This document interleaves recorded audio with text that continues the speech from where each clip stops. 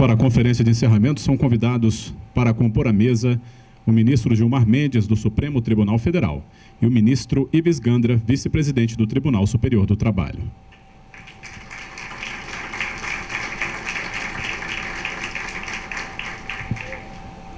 As autoridades podem tomar assento.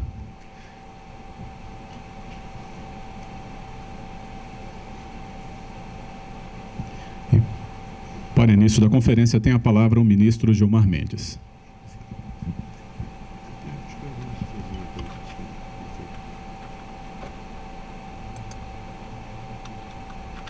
De encerramento, eu queria quase que fazer uma síntese de que o objetivo desse seminário, basicamente, era recolher essas visões dos vários segmentos, dos vários agentes na área trabalhista, né? Sejam advogados, magistrados, parlamentares, justamente para levar esses elementos ao Congresso Nacional, para que nos projetos de lei que hoje tramitam haja um substrato, um embasamento maior do ponto de vista teórico, do ponto de vista acadêmico, mas também para fazer uma reflexão da nossa jurisprudência, aquilo que nós podemos evoluir, aquilo que nós podemos continuar aperfeiçoando a nossa jurisprudência, sempre à luz da doutrina, sempre à luz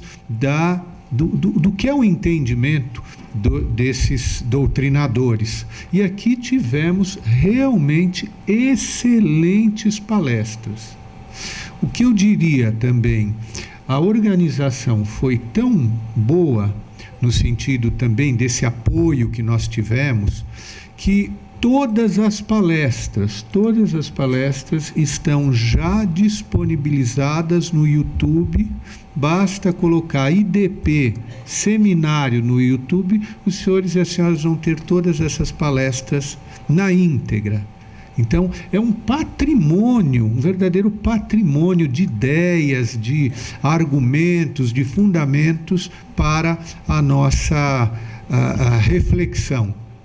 Vamos, uma das coisas que eu acho também importante ressaltar, aqui dentro do IDP, nós criamos o grupo de estudos de direito do trabalho. Este segundo seminário é a realização deste grupo de estudos de direito do trabalho. Pretendemos agora dar continuidade por uma reunião mensal daqueles que se interessarem, então podem procurar a nossa secretaria para que nós possamos muitas vezes concretizar essas ideias em escritos, em artigos e inclusive projetos de lei que possam ser encaminhados por deputados, por lideranças. Então, no meu modo de ver, o nosso seminário atingiu a sua finalidade e agora nós vamos ter esse encerramento com o ministro Gilmar, dando um pouquinho da visão também de quem, estando no topo do Poder Judiciário brasileiro, vê também as questões trabalhistas com uma visão mais ampla, uma visão de quem, vendo os vários ramos do direito, vê o direito do trabalho como um desses segmentos basilares, aquele direito que trata da principal das condições humanas. Quando nós falamos de alguém, fulano, quem é? Fulano é advogado, fulano, gente, em geral, as duas dimensões que mais caracterizam o ser humano é o seu trabalho e a sua família. Quem é fulano? É o marido de fulana, é o advogado, engenheiro, médico. Pois bem, essas dimensões humanas o Supremo Tribunal Federal tem encarado em vários dos seus processos. E, recentemente, como foi muito bem lembrado pelo doutor Luciano, assessor até do ministro Gilmar, essa última decisão do Supremo Tribunal Federal em matéria de flexibilização de normas trabalhistas é uma decisão paradigmática, vai realmente impactar Porque se realmente a Constituição diz que salário e jornada são passíveis de flexibilização, isso significa que não é só o PDV do BESC, que está, ou essa cláusula que estará sendo eventualmente anulada. Uma das perguntas até que faria ao ministro Gilmar, mas me parece que é mais ou menos óbvio, o Supremo, ao fazer a análise do que ele considera como repercussão geral ou não, ele faz uma análise tópica naquele momento. E ele não fica, me parece, não há uma vinculação. Se ele disse hoje que isso não tinha repercussão geral, amanhã ele pode dizer que tem a mesma questão, repercussão geral, porque até pela ratio decidendi de um determinado processo, você vê que ele se repete em outros mais. Então, eu vou passar a palavra ao ministro Gilmar para fazer esse fecho, grande finale do nosso seminário.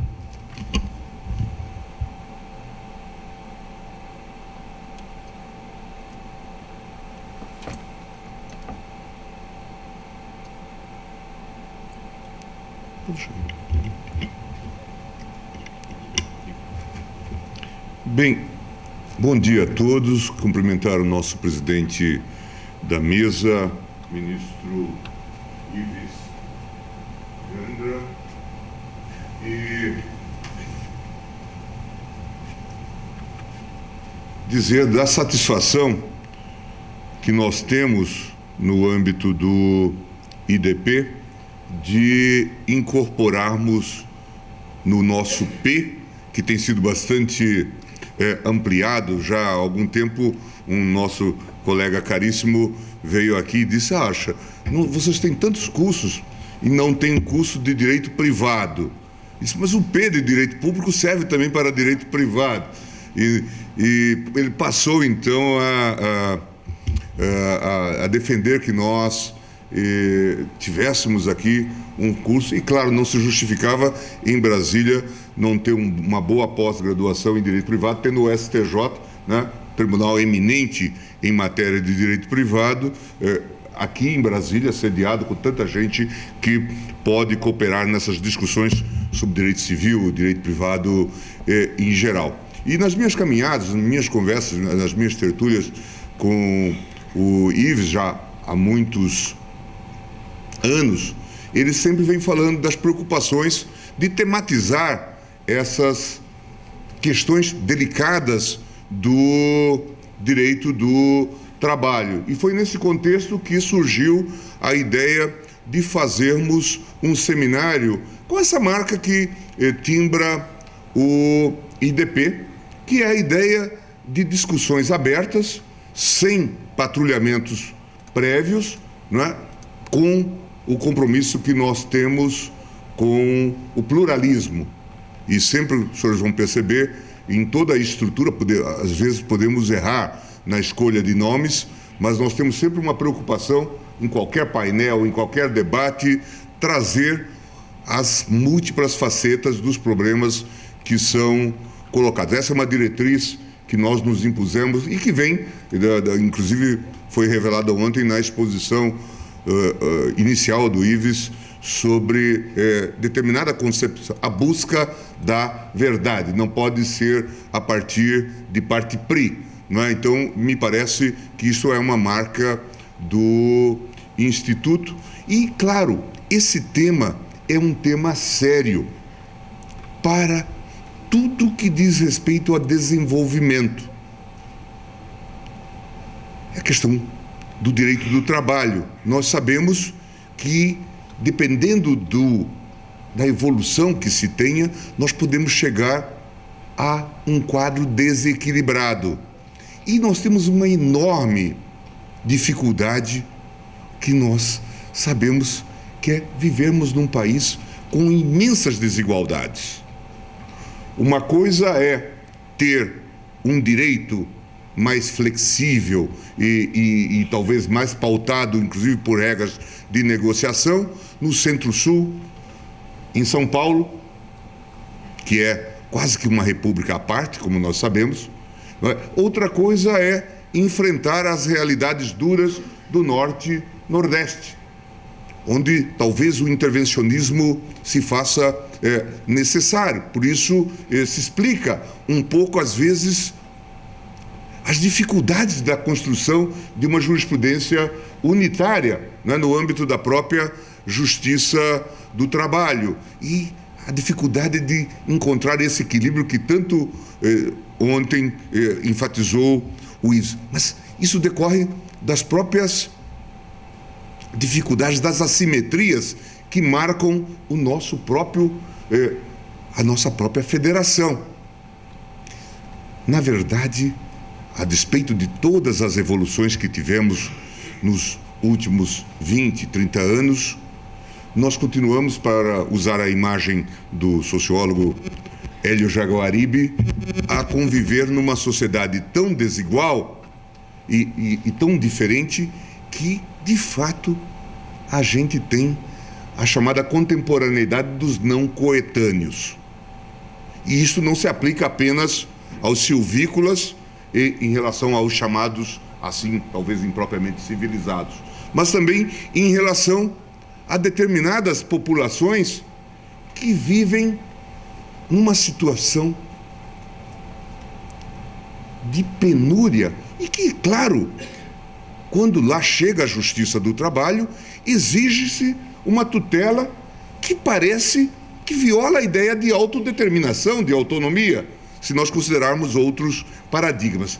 Acredito que esse seja um desafio enorme da própria Justiça do Trabalho, desenvolver uma jurisprudência para esse país com tantas assimetrias. E, claro, isso também vem para o âmbito constitucional, quando nós temos que enfrentar as inúmeras questões. É importante, ontem eu fiquei encantadíssimo com, e eu sou suspeito de falar do Ives, porque eu sou um fã dele de carteirinha e já de muitos anos, mas eu fiquei encantadíssimo com a palestra do Ives, porque colocando um leitmotiv filosófico, ele mostrou exatamente essas dificuldades que nós temos de buscar esse equilíbrio. E essa é uma questão importantíssima. A Constituição nos dá diretrizes, basta que nós as leiamos e tenhamos presente quando levamos um caso a julgamento. Veja que o texto constitucional, e é interessante quando leitores estrangeiros leiam o nosso texto, eles chamam atenção para virtudes que às vezes nós não reconhecemos. E essa também é a outra marca do IDP. Nós somos defensores incondicionais, aqui está o Paulo, meu companheiro de tantos anos. Nós somos defensores incondicionais da Constituição de 88. Claro, é um texto que merece aprimoramento e vem sendo aprimorado ao longo dos tempos. Até alguém já fez brincadeira com a Constituição de 88, dizendo que um dos seus problemas é ser de 88. Né? Se fosse de 89, com os ventos que sopraram a partir da queda do Muro de Berlim, né, teria outros efeitos, né? Teria talvez outras abordagens normativas. Mas até aqui é interessante, porque também nós soubemos avançar, né, e fazer as adaptações, a grande reforma econômica que se colocou. Mas veja o que diz o texto constitucional a partir do artigo 170, para eu tentar ficar na linha do que preconizou ontem o Ives, agora tendo como base o direito positivo. A ordem econômica fundada na valorização do trabalho humano, isso está no artigo 170, e na livre iniciativa, portanto, tenta coordenar esses vetores. Tem por fim assegurar a todos existência digna conforme os ditames de justiça social, observados os seguintes princípios. E o Ives chamava atenção, inclusive, para a própria doutrina social da Igreja, né, como base, inclusive, vamos chamar assim, de direito natural, né, de um processo civilizatório. Soberania nacional, propriedade privada, função social da propriedade, livre concorrência, defesa do consumidor, defesa do meio ambiente, inclusive mediante tratamento diferenciado conforme o impacto ambiental dos produtos e serviços, redução das desigualdades regionais e sociais. Veja o ponto que eu colocava. E o grande desafio da jurisprudência. Claro, é compreensível que nós tenhamos um approach diferente para a jurisprudência trabalhista num dado estado. Eu não vou mencionar o estado, mas um estado do Nordeste, um amigo meu que era da Procuradoria da República, acompanhou lá casos difíceis no Nordeste num dado momento, já faz algum tempo, e eu espero que isso nem se repita, mas é um dado histórico. E estava havendo muitos assassinatos num estado, e esse amigo meu, procurador da República, foi designado para acompanhar a situação naquela unidade da Federação. E teve, então, uma entrevista com o secretário de Segurança daquela unidade federada. E, naquela primeira abordagem, o secretário de Segurança disse: doutor, eu acho que a culpa é da Justiça do Trabalho. A culpa desses assassinatos na área rural é da Justiça do Trabalho. E ele quedou um tanto quanto perplexo. Disse: culpa da Justiça do Trabalho? Por quê? Esses trabalhadores agora têm Justiça do Trabalho, eles entram com ação na Justiça e o patrão vem e os mata. Não pode ser assim, né? Evidentemente, isso revela as assimetrias do país. Mas é preciso entender essa realidade. Mas o Ives chamava atenção, então, para essa discussão. Nós temos que compreender que é preciso ter essa relação equilibrada. E o próprio texto constitucional é enfático em relação a isso, né? Busca do pleno emprego, redução das desigualdades regionais. E no parágrafo único diz: é assegurado a todos o livre exercício de qualquer atividade econômica, independentemente de autorização de órgãos públicos, salvo nos casos previstos em lei. E depois, uma norma que também a gente precisa ler com bastante ênfase, que é a seguinte norma. Vejam os senhores o que diz o artigo 173.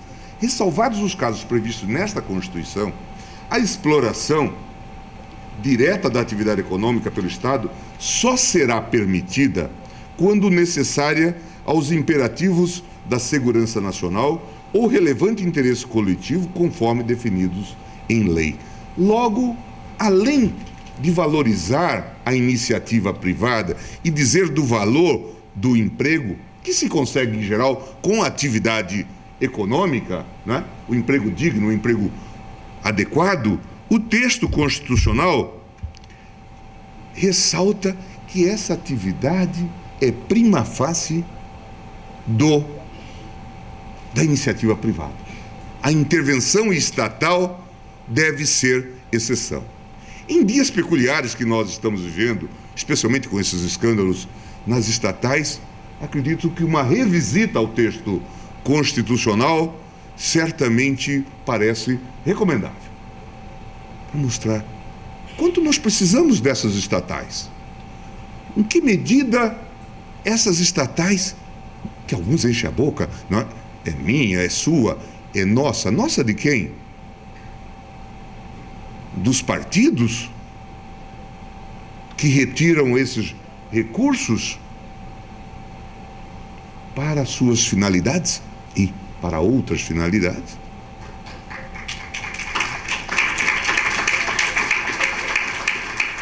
Então nós temos que refletir sobre isso. Veja dois destinos diferentes que nós estamos a verificar: Vale do Rio Doce e Petrobras. Uma privatizada e a outra sob o palio da intervenção estatal, que se transformou a Petrobras. com toda a necessidade. Claro, não vamos prescindir de empresas estatais em áreas estratégicas, mas temos que mudar o paradigma de gestão, inclusive para assegurar emprego. Esses dias eu estive em Pelotas, e ali vizinho de Pelotas, Rio Grande, havia um grande investimento expectado, já efetivado em parte, da Petrobras, um porto ali. A cidade vivia um momento de transformação. Agora é um caos na região. Empreendimentos que foram ativados, pessoas que acreditaram. Nós não temos nem ideia em Brasília, nessa ilha, nós não temos nem ideia do que está se passando pelo país afora. Em Pernambuco, com o abandono de portos, em suma, em todo o Brasil, no Rio de Janeiro, também muito afetado, comprometimento de empregos, pessoas chorando na rua, a criminalidade aumentando, em função de peripécias ligadas à má gestão e à corrupção. Então, nós temos que ser reflexivos sobre isto, porque isto tem a ver com o direito do trabalho, na medida em que tem a ver com o desaparecimento do emprego. E por isso nós temos que refletir, e eu achei extremamente positivo que nós conseguíssemos fazer esse segundo seminário, que já é prenúncio do terceiro, né, Ives? Porque agora nós vamos ter um grupo de trabalho, um grupo de pesquisa que vai pesquisar o ano todo sobre os temas que aqui foram colocados. E vimos também, pela palestra dos nossos colegas do exterior, que há diferenças de nuances, mas que os temas são comuns. A questão da terceirização, os debates sobre o emprego. E aí, deputado João Campos, eu tenho sempre ressaltado a nossa grande responsabilidade no âmbito do direito, e especialmente no caso, no âmbito do direito do trabalho, é que a nossa visão, quer dizer, veja, eu se fosse juiz do trabalho, ficaria extremamente preocupado, porque aquilo que eu vislumbro como dificuldades, veja, ter que combinar, quer dizer, ser juiz em um dado estado do Norte, do Nordeste, tem uma perspectiva, em outra parte do Brasil pode ter outra, tendo em vista demandas especiais. Mas há uma outra questão que envolve prognóstico, muito mais sofisticado, e que exige de nós essa abertura para o diálogo.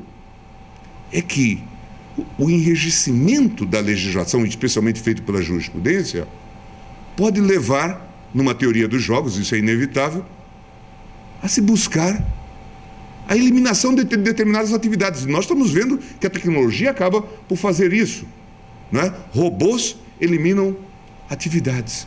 E o grande desafio, se a gente lê as revistas especializadas e também as não especializadas internacionais, e se a gente vai à Europa, vê isso de maneira muito clara, o grande desafio não é só preservar o emprego de hoje, mas é garantir a empregabilidade no futuro.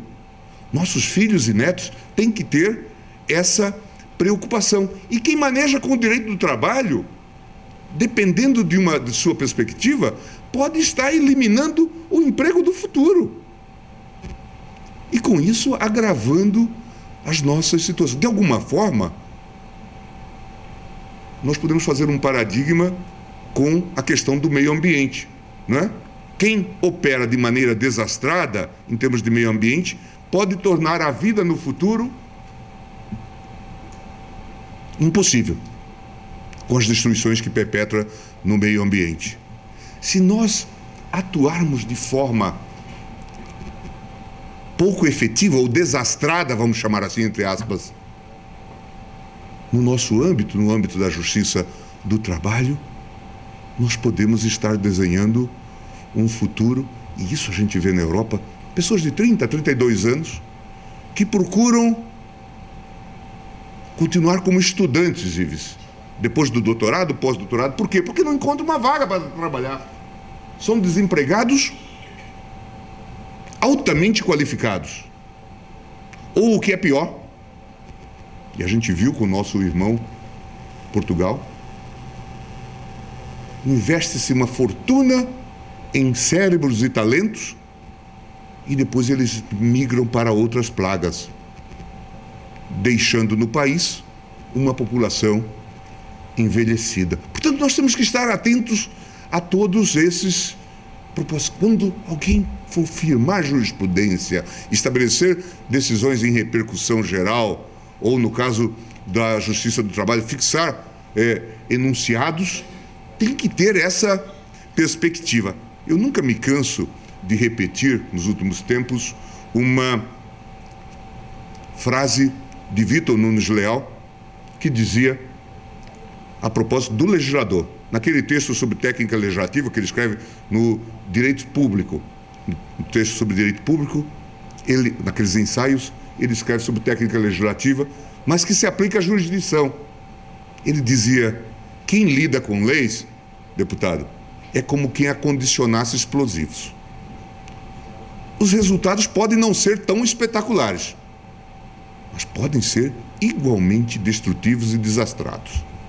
Eu tenho dito lá no Supremo Tribunal Federal, muitos tomam como crítica, às vezes de caráter pessoal, que quem lida com jurisdição constitucional e também quem lida com jurisdição trabalhista, no caso específico do que nós estamos falando, também tem que ter essa visão de que parece que ele pode estar acondicionando explosivos.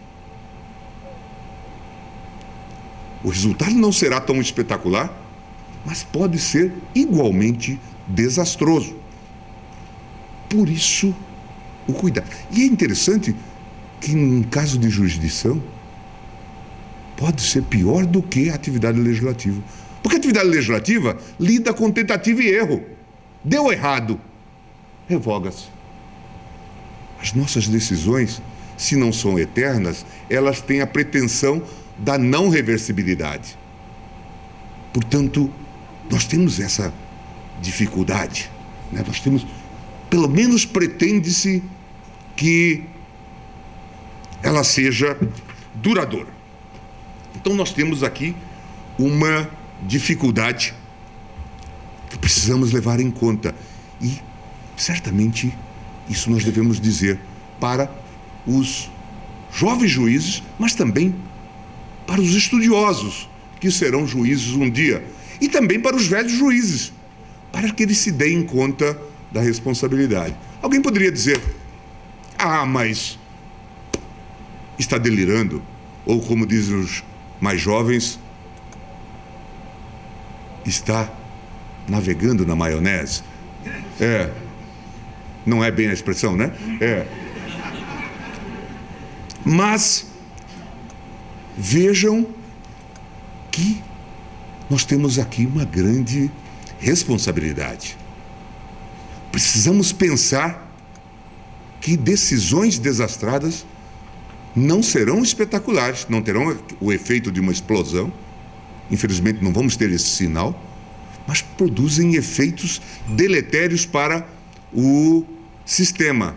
E querem lembrar, os que estudam jurisdição constitucional, o célebre caso Dred Scott nos Estados Unidos, que disse que negro não era sequer pessoa, para fins de discussão judicial, não tinha legitimidade para estar no fogo, declarou a inconstitucionalidade do chamado compromisso de Missouri, que permitia que escravos que passassem para o lado onde não havia escravidão fossem declarados libertos, e produziu, os estudos indicam isso, pelo menos há estudos que indicam isso, a Guerra Civil Americana. Está entre uma das causas da Guerra Civil, a inflexibilidade da Corte Suprema nessa matéria. Portanto, não estejamos tão tranquilos de que as nossas decisões não têm consequências. O Ives me cobrava para lhes falar um pouco sobre essas questões que nos afligem. E, certamente, nós podemos mencionar algumas que vêm à cabeça dos senhores. Algumas, inclusive, já foram citadas ontem no âmbito do Supremo Tribunal Federal. Há um caso interessante que não tem a ver diretamente com a justiça do trabalho, mas a justiça do trabalho é a fonte das nossas inspirações, que é a greve do servidor público. Caso célebre dos mandados de injunção decididos pelo Supremo Tribunal Federal, em que nós assentamos nessa linha de constitucionalização da Constituição de 88 que era preciso ter limites para o direito de greve, que ele precisaria ser exercido dentro de determinados parâmetros ou paradigmas, e tomamos de empréstimos a lei de greve do serviço público.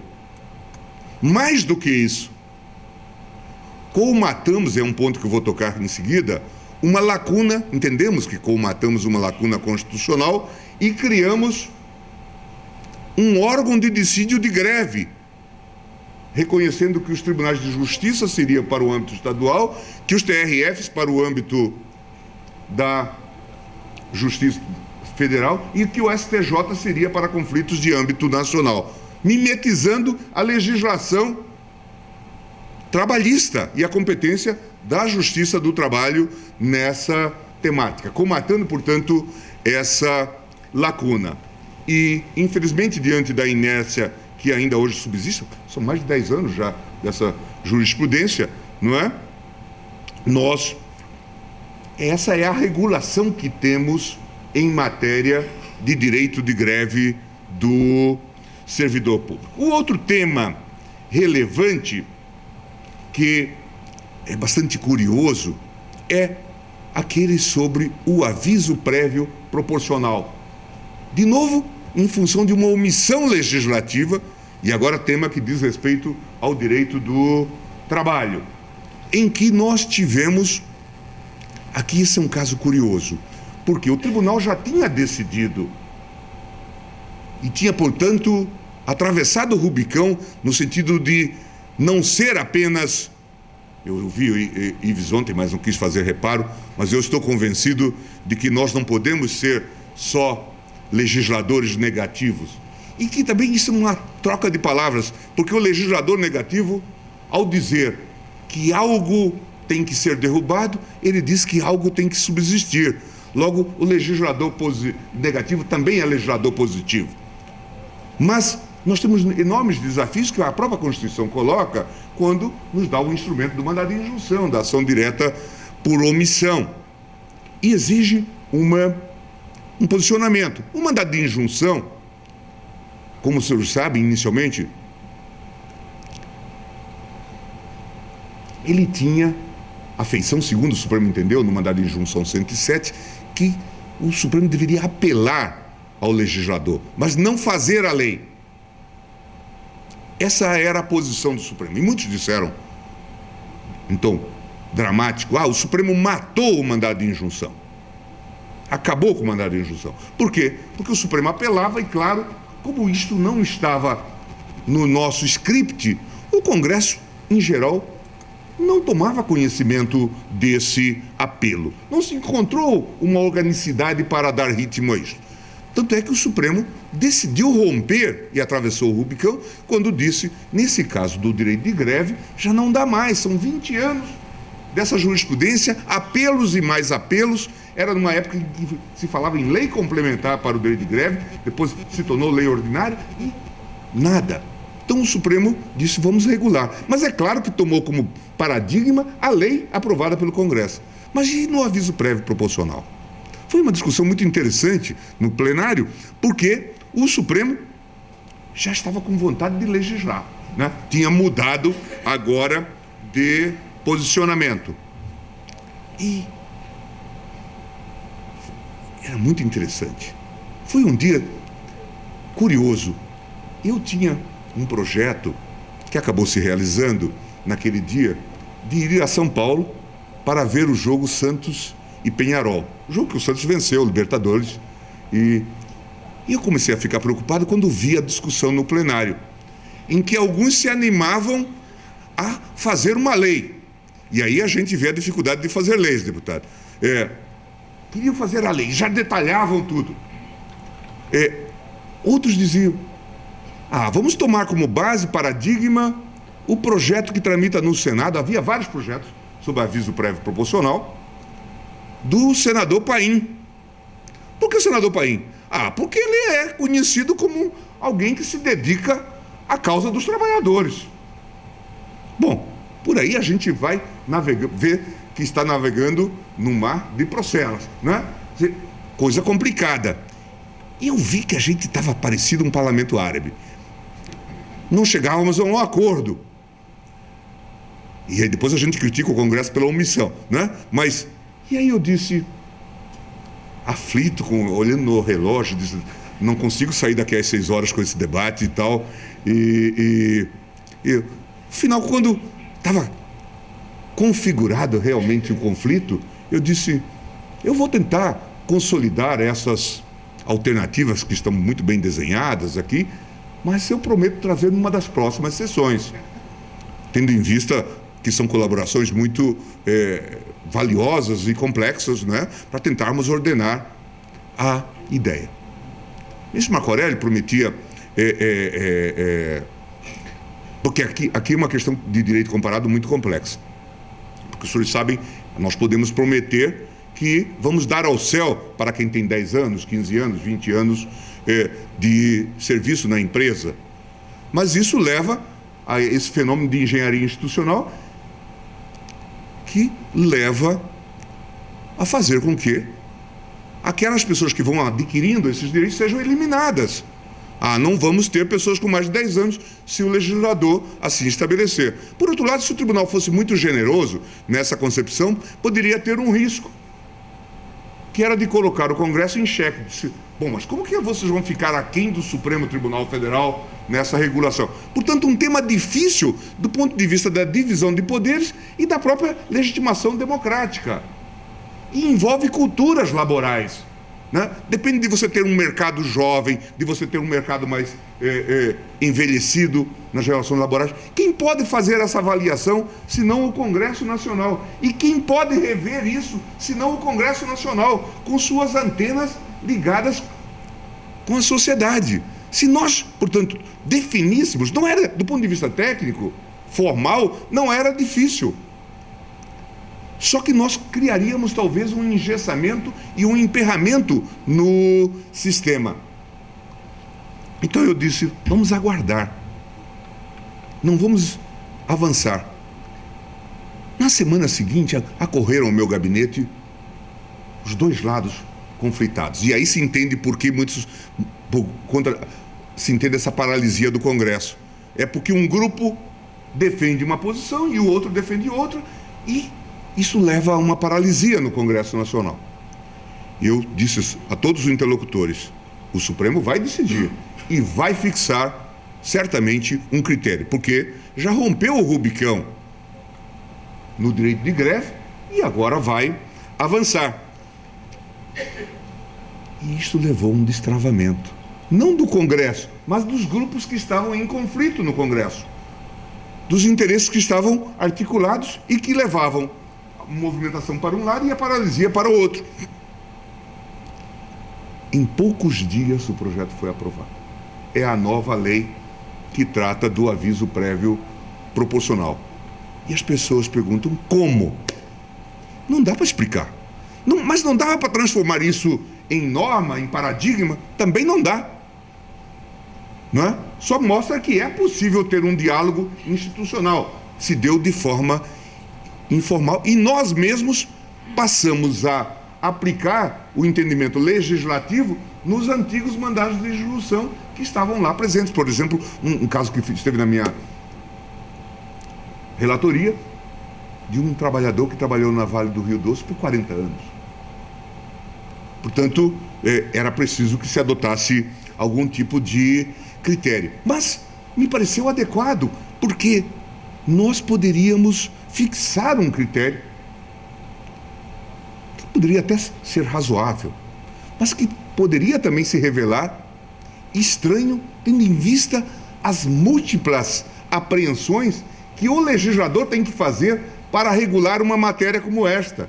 E ele pode fazer o test case, inclusive se arrepender daquilo que fez. Então, eu tenho a impressão de que esse é um caso importante que a gente tem que aqui mencionar no contexto das construções feitas ligadas ao direito, vamos chamar assim, constitucional do Trabalho.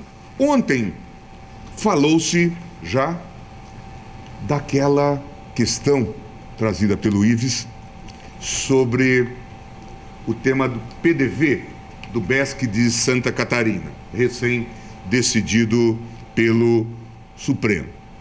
E sabemos todos que a jurisprudência do TST ia numa outra direção, entendendo que, a despeito do acordo, que era possível haver a reivindicação de caráter individual. E, neste caso, acredito que o Tribunal apreendeu, o Supremo apreendeu bem a matéria e fixou que aqui nós não estamos falando de hipossuficientes, nós estamos falando de uma relação equilibrada entre sindicatos e que era possível, portanto, valorar a decisão que fora tomada. Ontem, o Ives fez uma consideração que me aguçou a curiosidade acadêmica, que foi aquela questão do dissídio coletivo e a necessidade de requerimento, não é? Ou das duas partes, o comum acordo. E ele colocou a dificuldade, ou greve, não é? E a dificuldade de algumas categorias de fazerem greve. E isso me despertou para um outro elemento que eu queria só colocar para efeitos de reflexão, que nós não temos tematizado de maneira devida no âmbito do direito constitucional, mas que é o tema que a gente coloca como da lacuna constitucional. E me parece que esse é um caso. Um caso notório, aplicável não ao direito do trabalho, mas à justiça do trabalho. Eu fui relator. Os senhores sabem que há uma norma no texto constitucional que diz que os membros do Ministério Público do Trabalho que precisarem compor a justiça do trabalho têm que ter 10 anos na carreira. Como foram criados muitos tribunais do trabalho, chegou-se um momento em que não havia número suficiente de procuradores, e deve se lembrar disso, aptos nos critérios constitucionais. O que fez então o Procurador-Geral e o Conselho do Ministério Público? Estabeleceram uma portaria, uma resolução, dizendo que, nesse caso, poderiam ser indicados procuradores com menos de 10 anos, desde que estivessem estabilizados, efetivados, portanto, inamovíveis.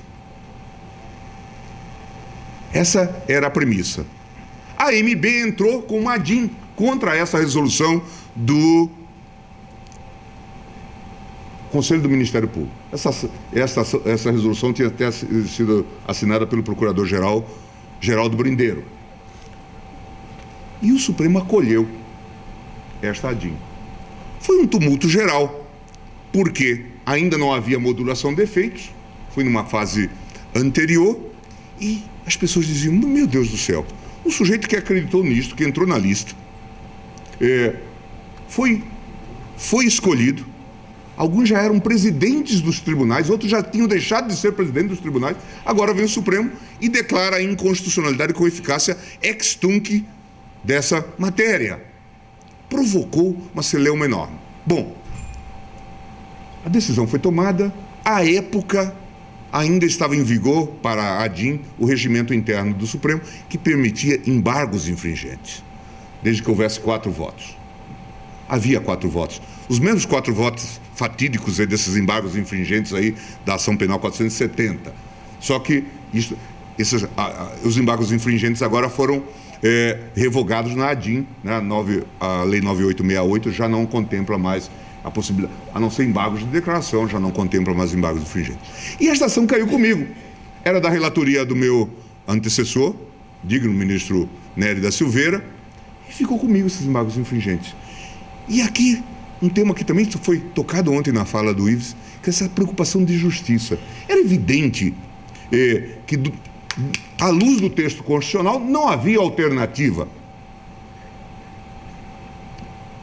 Mas que critério de justiça, né, poderia presidir uma decisão que mandasse aquele procurador que estava lá em Cuiabá ou lá em Goiânia Mas o sujeito se habilitou, entrou na lista, né, de sexto para virou tríplice, foi escolhido, e agora, já pensando em se aposentar como juiz, disse, não, você errou, você tem que voltar para a Procuradoria. Onde, supostamente, agora seria mais antigo, mas teria a sua designação desfeita. Eu fui examinar o tema, porque realmente aguçava também a curiosidade intelectual e por esse sentimento de justiça. E examinei. Primeiro, encontrei o nosso inspirador, nosso amigo aqui do IDP, professor Peter Heberle, nós temos até uma subsede da Fundação Peter Heberle de Granada aqui. E Heberle tem um texto magnífico, acho que já até traduzimos, que fala que a Constituição não pode ser interpretada nunca de maneira literal, que nós temos que desenvolver um pensamento de possibilidades. A mesma linha que segue Zagrebelski no direito dúctil, a ideia de uma interpretação com uma dose de razoabilidade, de flexibilidade, de compreensão, de possibilidade de atualização. Aí eu fui olhar um texto de Chaim Perelman, Lógica Jurídica. E Perelman narra, Ives, uma coisa curiosa. Ele diz, na Primeira Guerra, o rei teve que sair da Bélgica e se colocou no Havre, ali num porto francês. E passou a regular a vida belga com decretos. Mas a Constituição belga só dizia que só era possível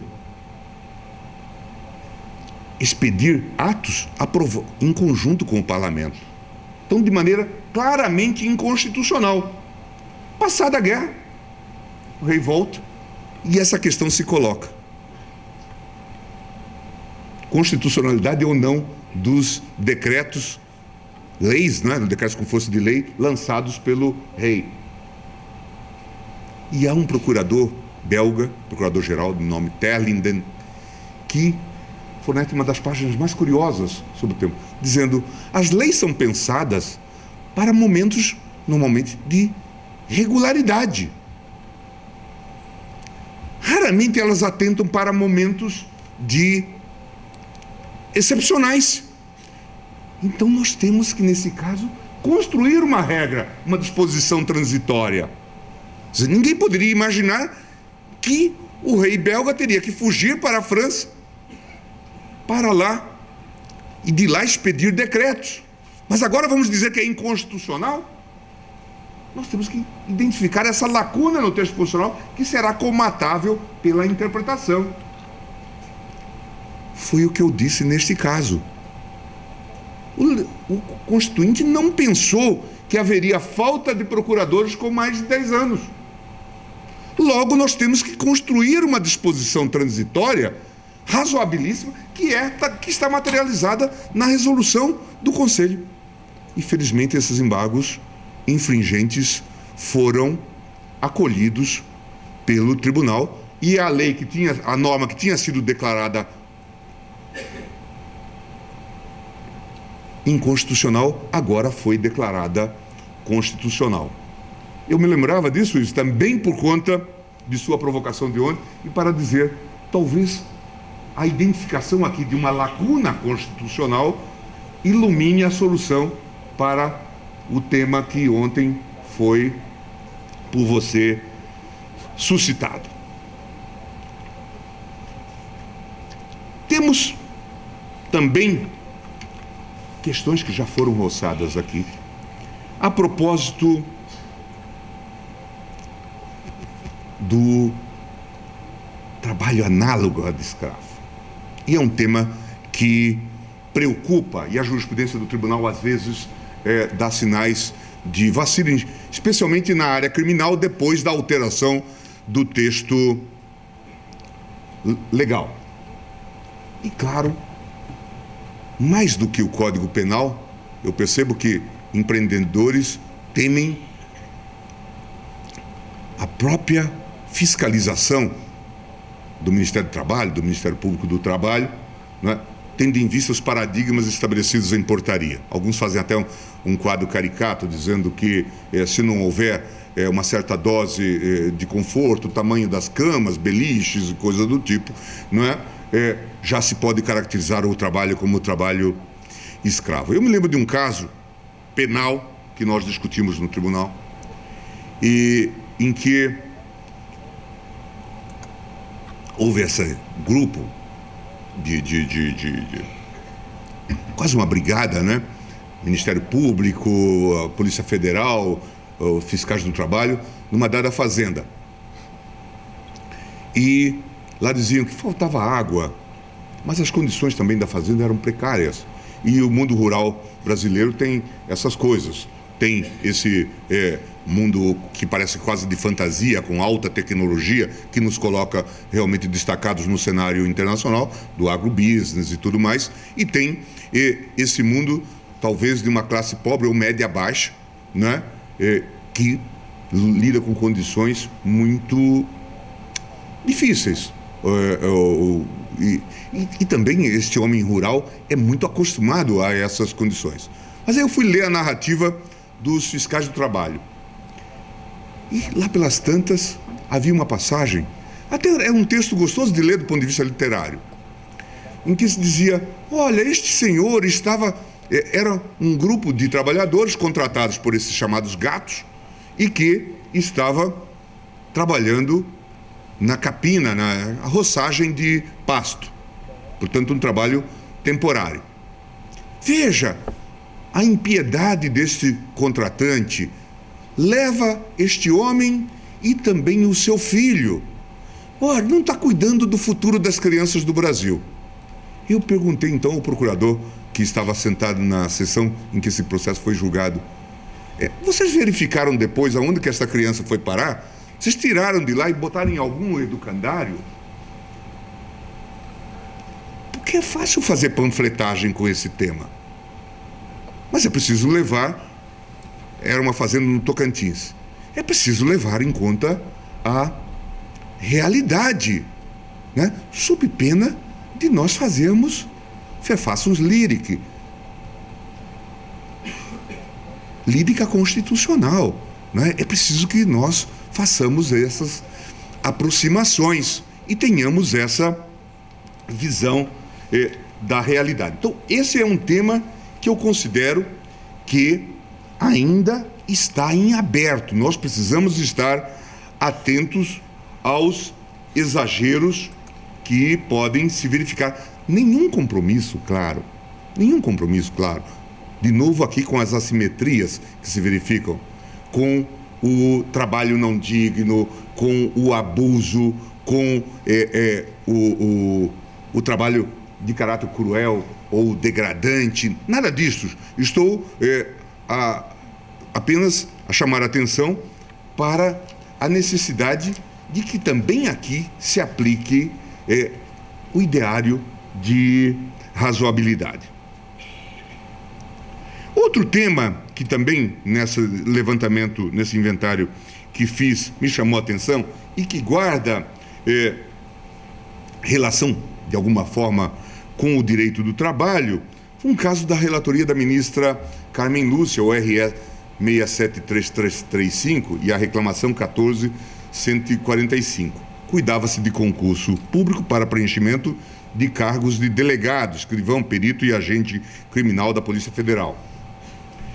Acho que essa decisão, embora voltada para a administração pública, serve de parâmetro, podendo e devendo ser aplicada ao setor privado e, assim, à relação privada. Aqui, o Supremo estabeleceu que, a priori, não se pode excluir a participação dessas pessoas nos certames destinados ao preenchimento de determinados cargos. Valeria também para os empregos da atividade privada. Por último, tema que é sempre tocado, o da ação declaratória 16 do governador do Distrito Federal, tendo como objeto o artigo 71, parágrafo 1º da Lei 8666, a responsabilidade subsidiária, objeto de tantos embates no TST e no Supremo Tribunal Federal. Na ocasião do julgamento, eu destaquei que o texto da súmula 331 do TST acabara por revogar o preceito do mencionado artigo 71. Ao final, o Supremo concluiu pela procedência do pedido e pela constitucionalidade da norma, reconhecendo a impossibilidade jurídica de se transferir automaticamente para a administração pública os encargos trabalhistas, fiscais e comerciais resultantes de execução dessa espécie de contrato. E temos também os embates associados à terceirização, não essa discutida em âmbito geral no contexto agora do projeto votado na Câmara e pendente ainda de apreciação no Senado, foi objeto de consideração inclusive do ex-ministro, senador Crivella, ontem aqui nos debates. Mas essa terceirização que era prevista, a relação meio e fim, nas legislações da privatização e que tem sido objeto de também continuada discussão no âmbito da Justiça do Trabalho e também no nosso âmbito. Sem tomar partido em relação a esse tema, eu volto às premissas iniciais da minha fala. Evidente que nós temos que nos preocupar com o tratamento digno do empregado. Ser rígidos no que diz respeito do contrato de trabalho na inteireza de suas condições. E esse é um trabalho, inclusive, da Justiça do Trabalho, pedagógico, porque nós sabemos que temos, ainda hoje, por razões as mais diversas, um grau elevado de informalidade, não é? Então nós temos. Mas a canonização de determinado regime, a relação de meio e fim, e aqui descamba para um campo filosófico, o Ives é especialista. Não é?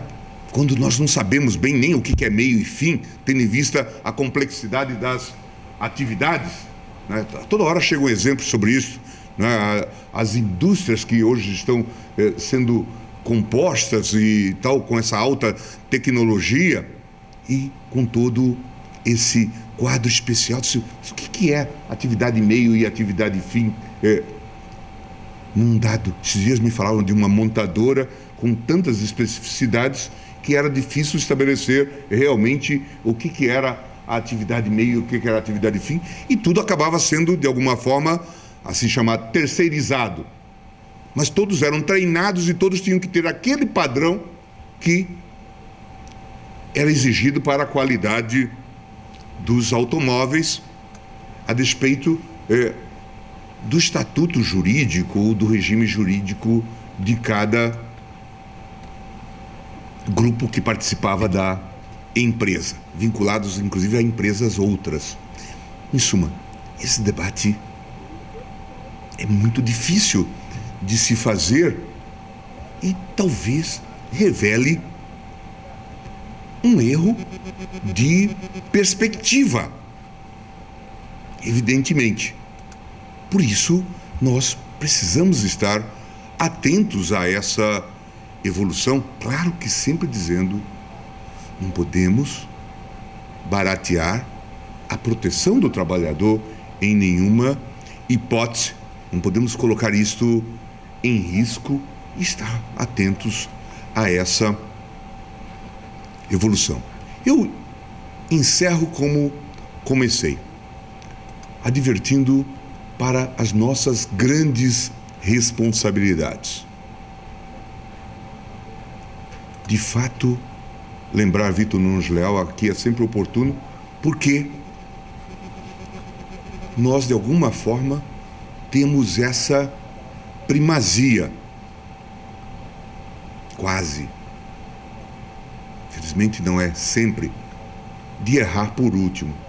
E isso nos onera com uma grande responsabilidade. nós podemos engessar um sistema e depois, talvez, a história nem nos permita um pedido de desculpa, que é facultado ao legislador, editando uma nova lei, dizendo: epa, desculpe, fui infeliz. Ao juiz, muitas vezes, não resta essa possibilidade. E certamente a história vai ser cruel se nós não repararmos esses aspectos. Por isso, a nossa grande responsabilidade. E, claro, grande responsabilidade da jurisdição trabalhista, que, em parte, como nós vimos, é uma jurisdição também constitucional. Não só por conta da sua competência, mas também porque ela lida com direitos que estão no texto constitucional. E, evidentemente, tem todos esses desafios das assimetrias do nosso próprio Estado, com realidades diferentes. Assimetrias que se manifestam, inclusive, nos estados muito desenvolvidos, né? Uma coisa é a grande São Paulo e toda aquela sua realidade. Outra coisa é o Vale do Ribeira, no próprio grande estado de São Paulo. Para nós não falarmos no Norte e Nordeste e nas realidades que temos no Brasil afora. Esse é um grande desafio. O outro desafio é fixar uma orientação que sirva de paradigma, se não irreversível, mas pelo menos duradouro, para um país que caminha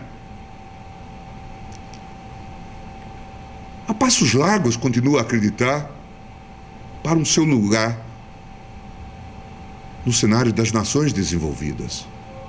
Os soluços que nós temos nesse momento só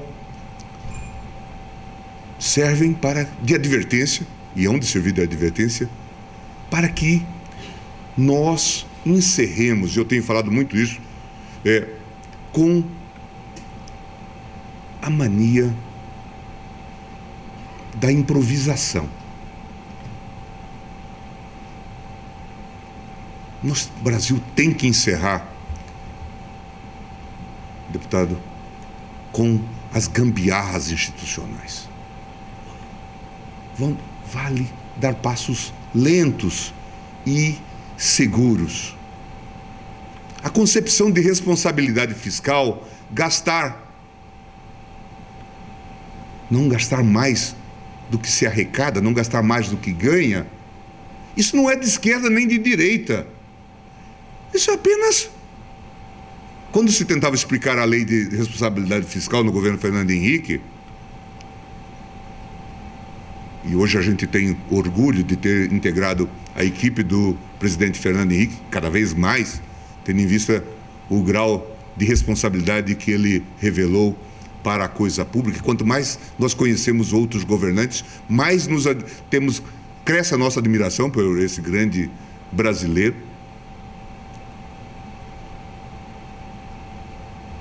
Se explicava com a metáfora da dona de casa. A dona de casa não gasta mais do que recebe.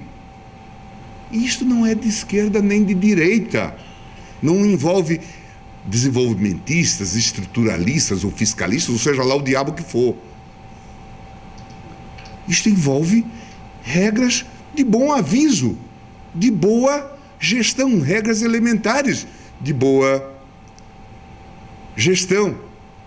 Então, é preciso que nós estejamos atentos a essas referências e a esses patamares. Por outro lado, nós não podemos imaginar que, ao deliberarmos no alto das nossas sabedorias sobre como devem ser as regras interpretadas, que do outro lado nós temos alguém algemado e submisso. Esse é um processo que a teoria dos jogos explica. Este ator vai tentar buscar novas formas de ação. Por isso nós devemos estar atento a essas nossas responsabilidades. Porque, como dizia Vitor Nunes Leal, também aplicável agora por analogia ao âmbito da jurisdição, os nossos afazeres se assemelham também a dos acondicionadores de explosivos. O resultado não será tão espetacular, mas pode ser igualmente desastroso. É preciso que nós tenhamos em mente, cada dia, em cada afazer ligado a essa nossa difícil atividade hermenêutica, essa múltipla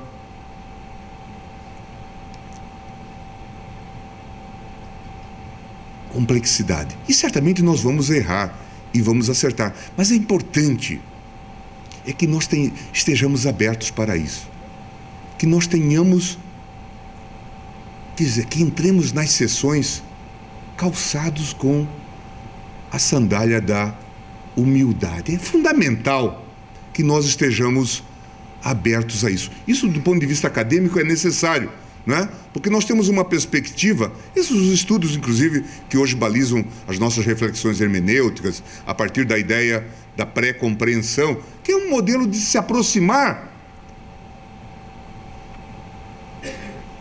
de um resultado bom ou ótimo de interpretação. Quantas vezes nós começamos a estudar um caso na vida particular, como juiz a gente experimenta isso, e como intérprete, em várias condições, e dizemos, o resultado será esse, e nós chegamos ao resultado aquele.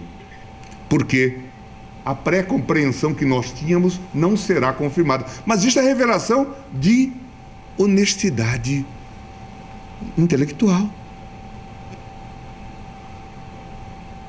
A pré-compreensão não era um parte-pri, não era uma parcialidade, era apenas um início de caminhada necessário. Então, eu gostaria, espero ter tocado alguns dos temas, e certamente deixei alguns temas sem tocar da jurisprudência do Supremo, alguns inclusive estão abertos, como eu disse, inclusive essa temática aí difícil da terceirização, que ainda é objeto de debates, e tem, salvo engano, até dois temas já de repercussão geral, mas eu gostaria, sobretudo, de deixar essa mensagem. Primeiro, de compromisso nosso aqui com a academia e com a Constituição. Se a gente fosse pensar um lema para o IDP, a gente diria, né? Compromisso com a Constituição, respeito às suas regras básicas, compromisso com a academia, aquilo que o Ives falou ontem, busca continuada, incessante da verdade. De novo, uma lição do meu querido professor Peter Hebel, lá de Bayreuth. Ele diz o seguinte, e por isso que o direito é bonito, também por isso. Ele dizia que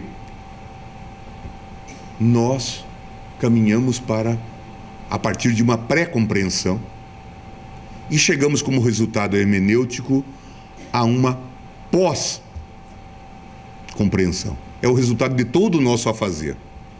Mas ele dizia, a caminhada não se encerrou aqui. Porque a pós-compreensão, que é o resultado do nosso trabalho, do círculo hermenêutico, etc., é a pré-compreensão do futuro. Essa conquista é apenas a base para que nós continuemos discutindo. Por isso que os debates também não se encerram, porque a sociedade continua a exigir de nós atualização. Eu gostaria de dizer duas coisas, afinal. Nós estamos muito contentes de tê-los aqui no IDP e os senhores, de fato, estão, a inauguração formal vai ser em outro momento, mas nós ficamos muito honrados de que o Seminário de Direito do Trabalho, que é muito cultivado, muito incentivado por mim e construído pelo Ives, tenha sido sediado agora no novo auditório, no novo espaço cultural do IDP. Então, nós estamos muito contentes em relação a esse fato. Temos podido realizar esse seminário de grandíssima, de eloquente qualidade aqui no nosso espaço. Vou revelar mais um fato. Esse espaço cultural vai se chamar Paulo Brossard. Nós entendemos que se trata de alguém que granjeou o reconhecimento de todos. E eu vou lhes dizer, eu era jovem, estudante na UNB em 76, portanto 20 anos. 20 anos à época, quando me dirigia ao Congresso Nacional, especialmente ao Senado Federal, para ouvir figuras da grandeza do Paulo Brossard. Era muito interessante, é algo indescritível. Eu tenho ainda aquelas cenas gravadas na retina. Depois tive a oportunidade, a vida propicia esses privilégios para algumas pessoas. Por exemplo, eu que cresci fã do Santos, depois fui colega do Pelé no Ministério do Fernando Henrique, né? Então, poder dizer que fui colega do Pelé é uma coisa assim, não é? Mas eu depois convivi na academia com Paulo Brossard, já aposentado, não o alcancei no Supremo Tribunal Federal. Mas este homem fazia. Deputados e senadores acorriam para ouvir Paulo Brossard. As galerias cheias. Hoje quase que os senhores não veem mais esse retrato. Momentos muito raros, talvez. E quando as galerias estão cheias no Congresso Nacional, é de grupos reivindicantes, não é? Mas era um Brasil, aquele de 75, 76, que buscava se refazer, se reerguer, construir a democracia. Outra mensagem que eu gostaria de dizer a propósito de Paulo Brossard. Eu já disse isso, tive a oportunidade de dizer a ele. No ano passado ele foi o nosso especial homenageado no Congresso de Direito Constitucional. Demos a ele o título de professor honoris causa do IDP. Infelizmente ele já não pôde vir, porque estava muito adoentado, e em seguida veio a falecer. Mas o Brasil, até pouco tempo, felizmente até pouco tempo, ou no Brasil, acostumou-se a valorar os companheiros de arma. Se dizia, não é? Fulano de tal, né? Nosso companheiro de arma. Essa gente não foi lutadora pela democracia. Se a luta tivesse sido exitosa, nós teríamos um modelo tipo Cuba ou China. Aqui, logo, não são pessoas comprometidas com a democracia. Os lutadores pela democracia estavam no parlamento. Foi lá que se construiu a democracia. E Paulo Brossard é um desses homens que realmente contribuiu para a construção desse Estado constitucional que hoje nós cultivamos e do qual nós hoje orgulhamos. Então é importante que nós reflitamos sobre isso. O espaço cultural do IDP, que integra o auditório e esse espaço para exposições aqui ao lado, vai ter, portanto, o nome de Paulo Brossard. Um outro aviso, e este muito caro a mim e ao Ives também, é de que a biblioteca do IDP, essa que está aberta a todos os estudantes, mas também ao público, especialmente ao público aqui da Asa Sul, de Brasília, passa a se chamar Biblioteca Ministro Moreira Alves. As razões são de todos conhecidas. Certamente, um dos maiores juízes do Supremo Tribunal Federal de todos os tempos. Um dos maiores doutrinadores em todas as áreas onde atuou. E essa é uma homenagem que nós temos a felicidade de estar prestando com o ministro aqui, trabalhando ainda com toda a dedicação, ainda que com as limitações que o tempo lhe impõe. Mas eu queria dizer a todos os senhores da alegria de tê-los aqui nesse espaço acadêmico do nosso IDP. Muito obrigado.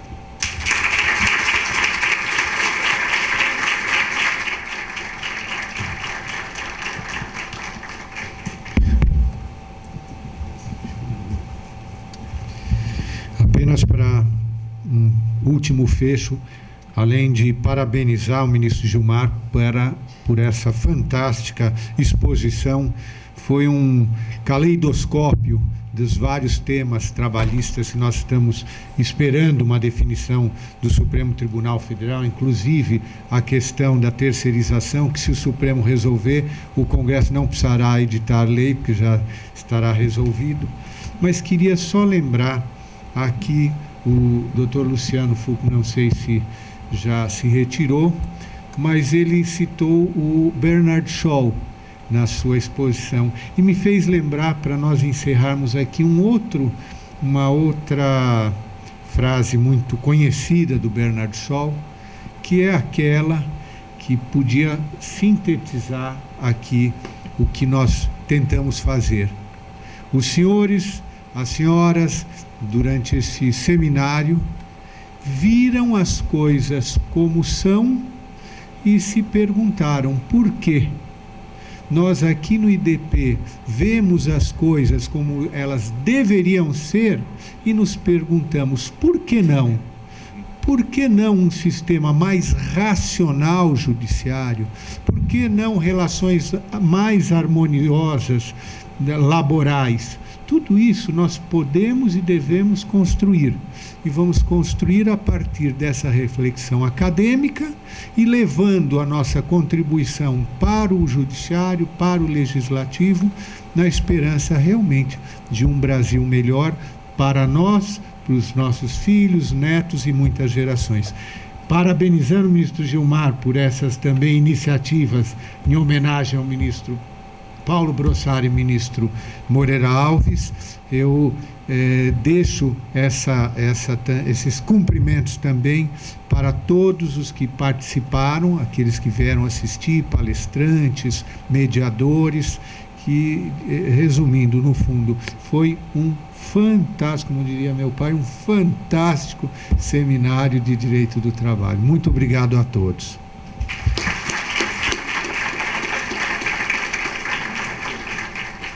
Agradecemos aos ministros Gilmar Mendes e o ministro Ives Gandra. Solicitamos que permaneçam conosco, pois vamos à homenagem à equipe responsável pela obra e arquitetura deste belíssimo auditório do IDP.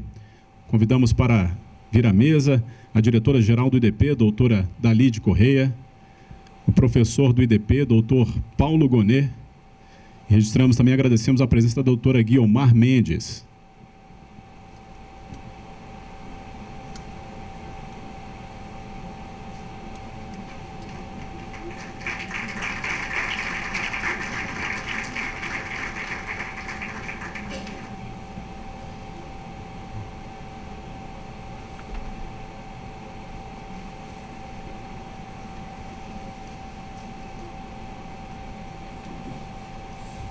Agradecemos novamente a presença da doutora Guiomar e registramos a presença da doutora Flávia Gonet. Vamos então à entrega das homenagens àqueles que participaram desta bela obra. Convidamos o arquiteto Arnaldo Pinho, da Mais Serviços de Arquitetura.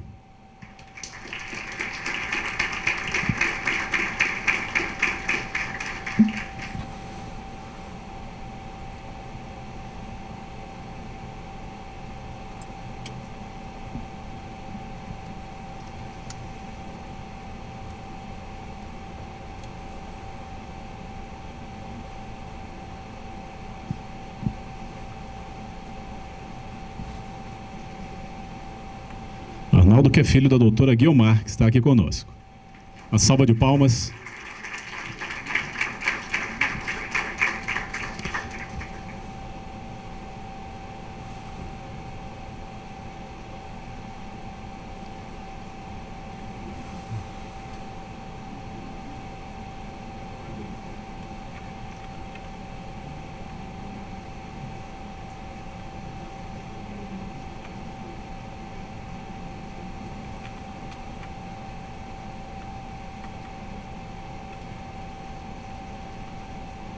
Vamos que o Arnaldo permaneça conosco aqui no palco, pois daremos continuidade às homenagens. Convidamos o engenheiro Fernando Pauro, da Grid Engenharia.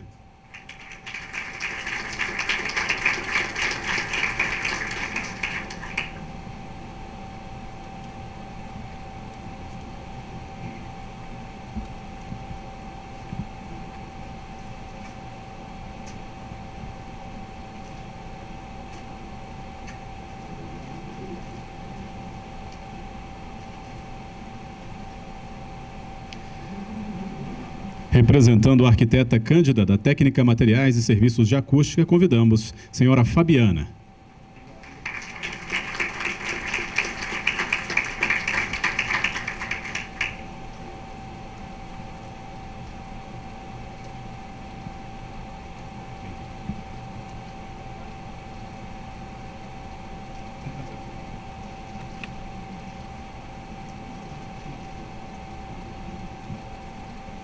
Para receber sua homenagem, convidamos o senhor Gabriel, da Grid Engenharia.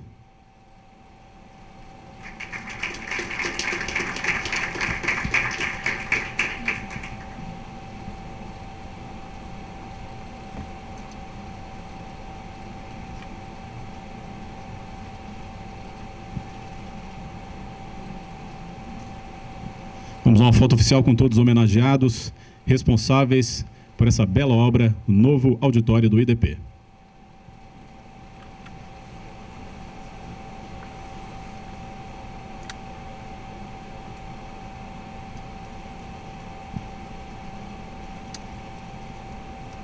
Senhoras e senhores, uma salva de palmas.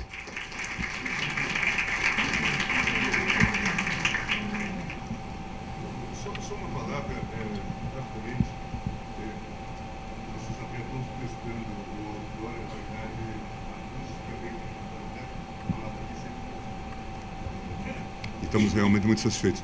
Na verdade, essa também é uma outra mensagem importante que a gente procura passar para os nossos amigos aqui, alunos e pessoas que conosco convivem aqui no IDP. Ninguém faz nada sozinho. Na verdade, uma obra como esta é uma obra coletiva com muitos participantes. E é por isso que a gente tem que cultivar e tem que entender que é preciso dizer muito obrigado. Essas pessoas apenas representam aqueles que fizeram as obras e que realmente permitiram esse magnífico espaço. Mas nós devemos muito obrigado à doutora Dalide, que viabilizou esse projeto. Agradecer a Eliana, agradecer a todos aqueles que participaram desse esforço em nome da equipe do IDP. Muito obrigado. Está encerrada a sessão.